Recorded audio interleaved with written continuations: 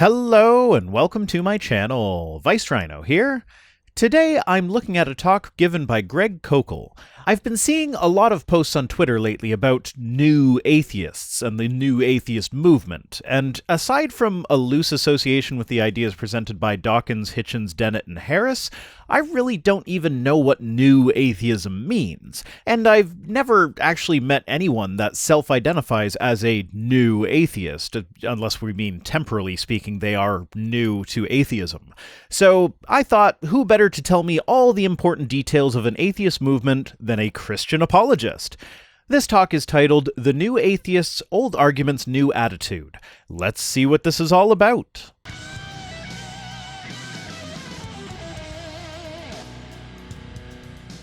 I know that not everybody here tonight is a follower of Christ, and that's fine. I'm glad you're here if you're not, but I want you to know that I'm not here to convert you tonight.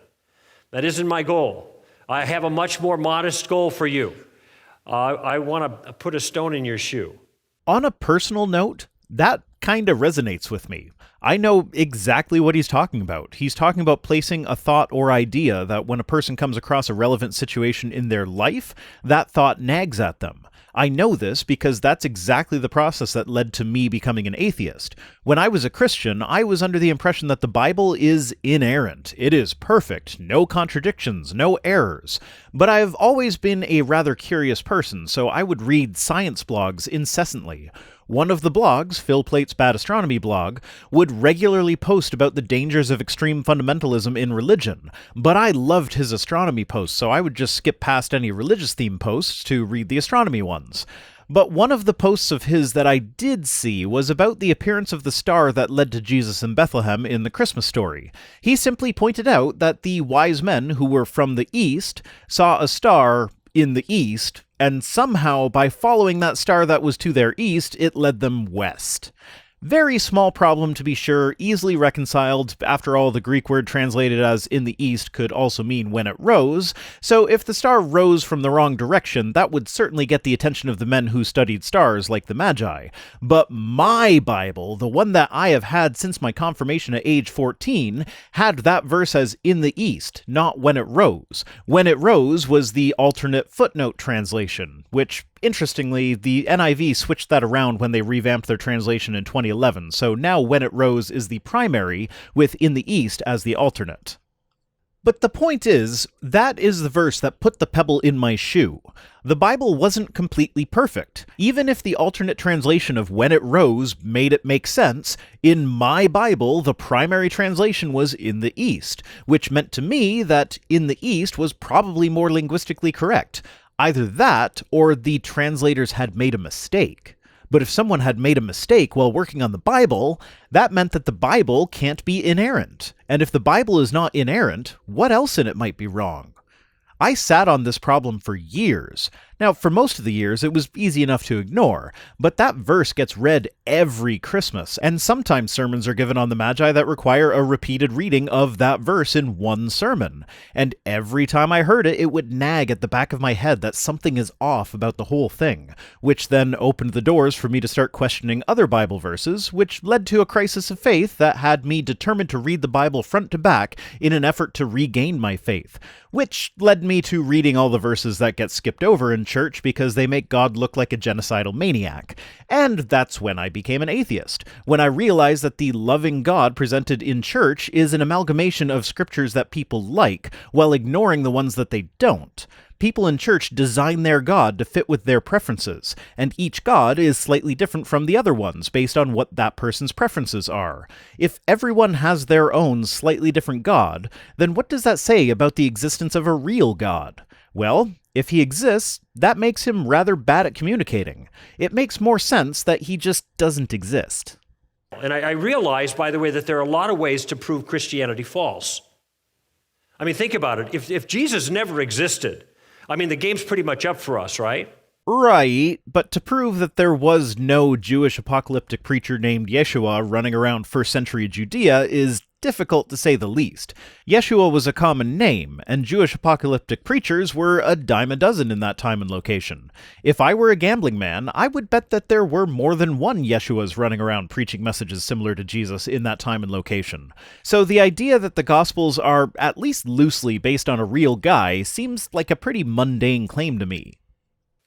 If there is no soul, well, then there's no afterlife because there's no soul to go there. Correct. But rather than having to disprove the existence of a ghost that drives my physical body, would the burden of proof not instead be on the one making the claim that such a ghost exists? I have seen no convincing evidence for a soul or an afterlife.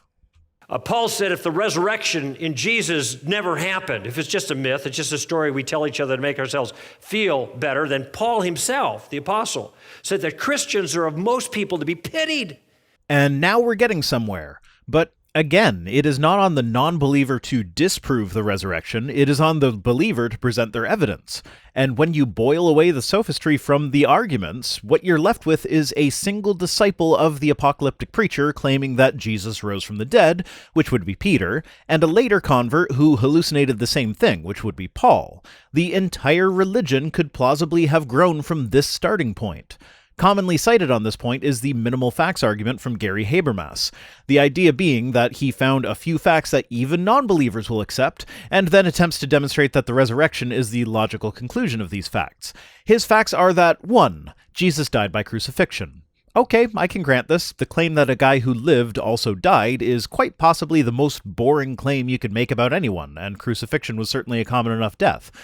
2. Soon after his death, his followers had real experiences that they thought were the actual appearances of the risen Jesus. So not even that they actually saw the risen Jesus, just that they believed that they saw the risen Jesus. But the problem with this fact is that it is not well evidenced. Not a single one of the disciples actually wrote down that they did, in fact, see a risen Jesus. It all came from later stories by other authors. 3 is that their lives were transformed as a result, to the point where they were willing to die specifically for their faith in the resurrection, which, again, if we look in the Bible, it mentions the death of a single one of the disciples, James, and makes no mention of whether James was given a chance to recant his faith. If James was not given a chance to live if he gave up his beliefs, how can you know for sure that he would have actually gone through with death when given the choice? For all the rest, the sources we have come much later than the actual events, and the books are all considered to be apocryphal, meaning that Christians don't accept their events to be true. So why would we accept their stories of disciple martyrdom if we don't accept their other claims? Fact 4 is that these things were taught early after the crucifixion, which, sure, I guess, it makes sense that if someone is going to hallucinate a conversation with a dead loved one, it would happen soon after their death rather than years later when they're over it. So I'm not exactly sure how that helps his point. Digging into this one, you'll see that it stems from an early church creed that might have its origins about 5 years after Jesus' death. So, not immediately after, but enough time for someone to have a hallucination and for the story to spread and grow from there. I mean, as an example, Prophet of Zod was once on Talk Heathen with Eric Murphy, and within 3 weeks, he had multiple people mention that they saw him on the Atheist Experience with Matt Dillahunty, and this is the age of the internet where you could easily verify that before talking about it. The Middle East 2,000 years ago didn't have the same fact-checking luxury.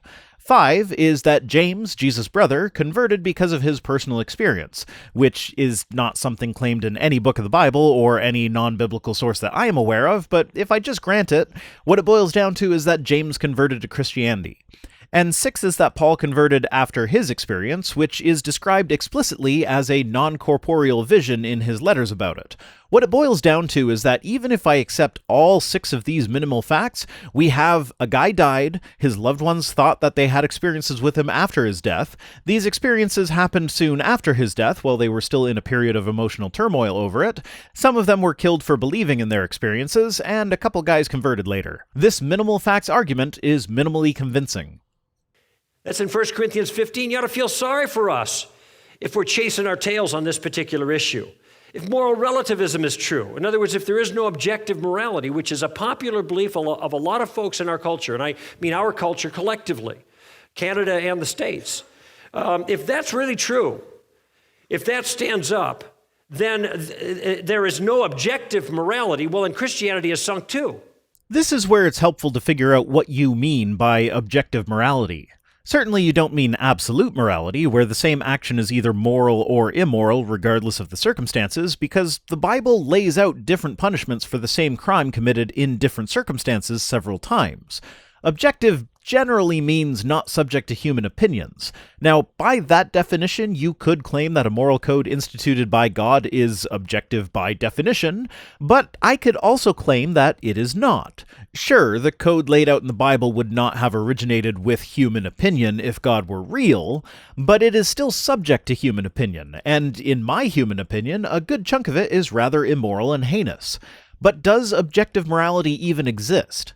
I think a form of it can, if we agree on a mutual goal, such as increasing well-being and minimizing harm. An action can be measured against that goal to determine if it helps us get closer to it or farther away from it, and can this way be determined to be objectively good or bad. But we first need to agree on a goal, which is necessarily subjective. And when you speak to people, you will find that, well, yeah, we generally agree on certain things at a societal level. Everyone does have a slightly different opinion on morality. So individual people have different individual moral codes, and different societies over time have had different moral codes. So where is the objectivity? Personally, I think truly objective morality is a meaningless proposition. It's almost to the point of incoherence. Objective is outside of the realm of opinion, but how can morality exist without the existence of beings with opinions? Now, I've heard Christians bring this up all the time, that when an animal does something that we might consider immoral, we don't condemn that animal as being immoral, because we recognize that most animals have not developed to a point where they are capable of thinking about morality, so they have no moral opinions, and therefore morality does not apply. They're just animals being animals. So, yeah, I would argue that truly objective morality does not exist, and if you accept that this disproves Christianity, then I guess that disproves Christianity. What is sin? It's a violation of an objective moral principle, right? Well, I've said before that I don't think sin exists, as sin is doing something wrong in the eyes of God, so if God doesn't exist, then sin cannot exist. And since there are no truly objective moral principles, then it also doesn't exist by your definition. What happens if it turns out there are none of those things? No objective morality, no sins, no need for a Savior. Jesus is irrelevant. Couldn't have said it better myself. Will Greg define what it is to be a new atheist? Will he successfully defend God against the charge of non-existence? Find out tomorrow. Same Rhino time, same Rhino channel.